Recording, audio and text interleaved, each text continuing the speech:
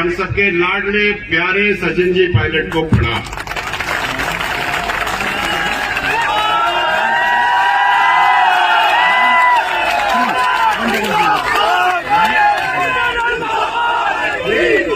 मजा नहीं आया? थोड़ा और जोर से। अब बस एक मिनट।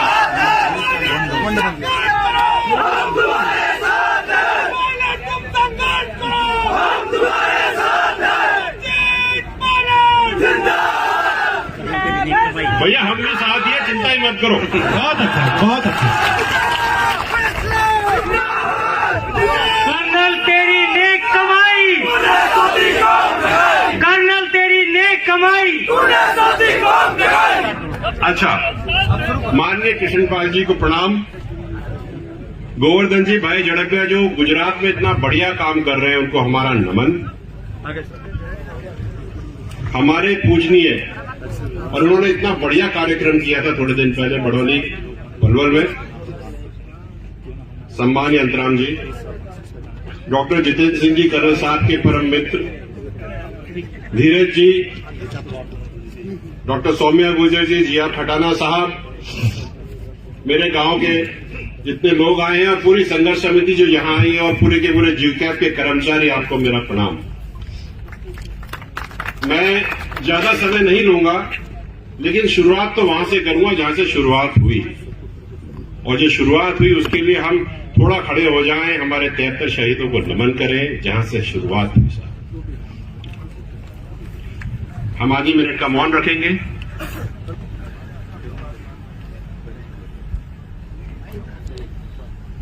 ओम।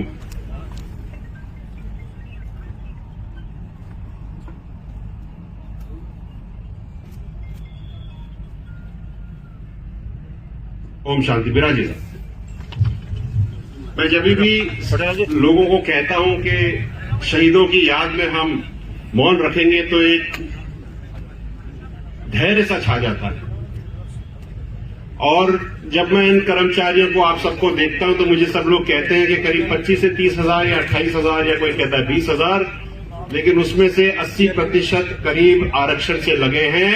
तो सारे शहीदों को नमन कि आपने ये पौध खड़ी करके दी। पूरे राजस्थान के आसपास के सारे गुर्जर समाज को हाथ जोड़ करबद्ध नमन है कि आपने संघर्ष किया और ये खड़ा किया। मेरे पास बहुत सारी बातें हैं करने के लिए, लेकिन एक बात मैं शुरुआत में करना चाहूंगा। शुरुआती जात और शुरुआती बात मैं नमन करना चाहूंगा स्वर्गीय राजेश पायलट जी को, जिन्होंने राजनीति की अलग गुर्जर समाज में जगाई। अगर आज उन्होंने इस तरह से ये अलग नहीं जगाई होती तो ये सब यहां नहीं होता, मैं ठोक के कह सकता हूं। और मैं नमन करता हूं कर्नल किरोड़ी सिंह बैंसला जी को, जो नौकरी करने के बाद समाज सेवा में लगे, आरक्षण की लड़ाई लड़ी, सब लोगों ने मिलकर के आपको खड़ा करके दिया, तो उनको भी जीके की कार्यकारिणी को जितना धन्यवाद दिया जाए उतना कम है, क्योंकि आपने सबसे पहले तो ऐसी मौके की जगह पकड़ी दादा, कोई किसी को मिलती नहीं है।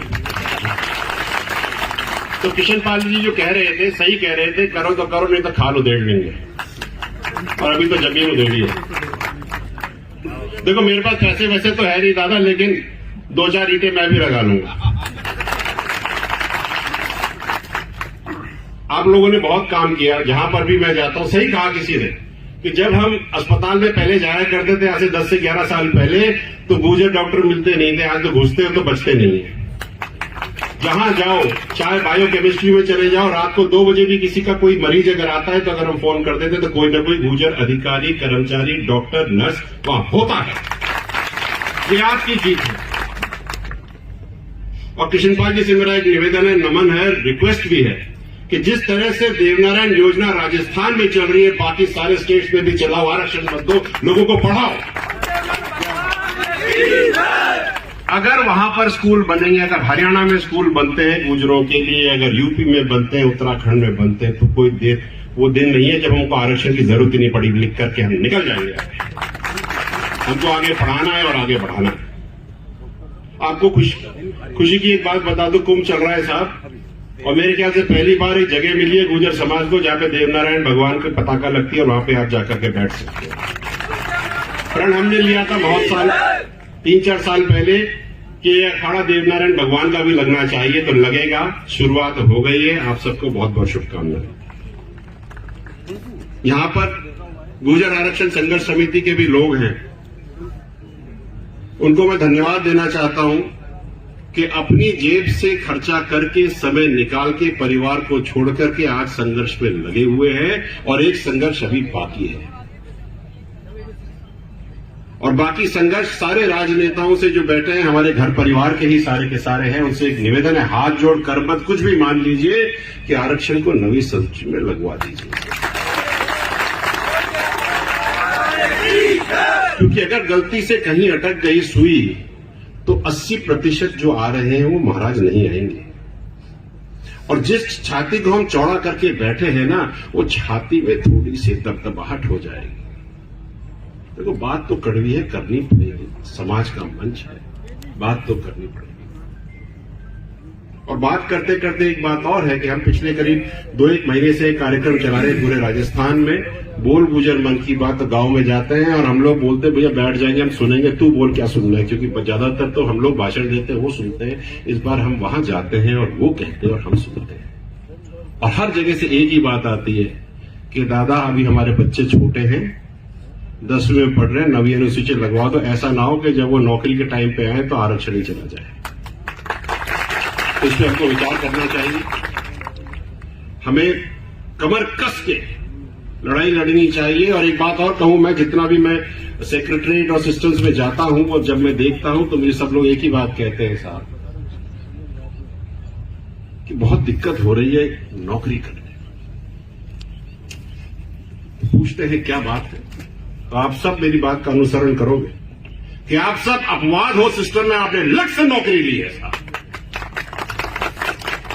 और अपवाद को बहुत स्नेह की नजर से नहीं देखा जाता, लेकिन मैं उस दिन का इंतजार कर रहा हूं जब कम से कम 300-400 ज्वाइंट सेक्रेटरी अपने सिस्टम में हो, फिर देखो मजे क्या। जहां जाओ आज पूरे राजस्थान में कहीं ना कोई सब इंस्पेक्टर मिल जाता है। कांस्टेबलों की तो कमी ही नहीं है। लोग तो कहते हैं साहब कांस्टेबल तो चाहिए नहीं, गुर्जर बहुत दिक्कत कर रहे हैं। देखो बात तो सही है ना, जो घूमेगा उसको पता चलेगा। इसलिए अच्छा, मैं एक बात और कहना चाहता हूं इस मंच से। गुर्जर समाज में कोई 2 पार्टी 3 पार्टी नहीं है, एक ही पार्टी है, गुर्जर पार्टी। और आप सब उसके, आपकी विचारधाराएं अलग हो सकती है। मैं पॉलिटिकल पार्टी की बात नहीं कर रहा, आपकी विचारधाराएं अलग हो सकती है। मैं बीजेपी में हो सकता हूं, सचिन जी कांग्रेस में हो सकते हैं, आप बसपा में हो सकते हैं, कोई किसी में हो सकता है, लेकिन हम सब एक ही घर के बाशिंदा हैं। हम एक ही घर में रहते हैं, बाहर काम के लिए बाहर अलग अलग जाते हैं, शाम को तो घर ही में आते हैं। तो भैया अपन घर के एक है, इस बात को कतई गलत मत होने देना। हम इसी में बैठेंगे, यही जिएंगे, यही मरेंगे। जो काम हमने करे, चाहे पिछले इलेक्शन हो चाहे इस इलेक्शन। हाँ, और बात में इंदिरा जी की बात का मैं अनुसरण करता हूं साहब, सच्चाई तो बोलनी पड़ेगी। पिछली सरकार में जितने कैबिनेट मिनिस्टर थे, अब जितने कैबिनेट से मजा नहीं आया साहब, क्योंकि बात तो सच है, कड़वी है, कहनी पड़ेगी, तो कुछ तो करना पड़ेगा।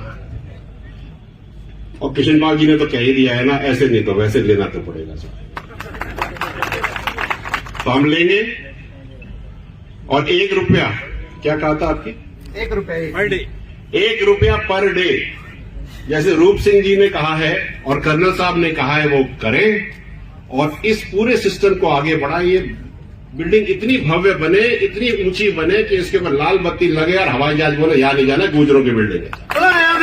भगवान की जय। बहुत बहुत धन्यवाद, thank you so much, wish you all the very best. और जैसे कर्नल साहब कहा करते थे, आगे बढ़ो, तरक्की करो, छा जाओ और धन्यवाद, थैंक यू सो मच।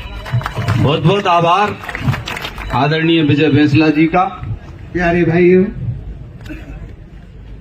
किसी ने वो पाँव के छाले शायद नहीं देखे।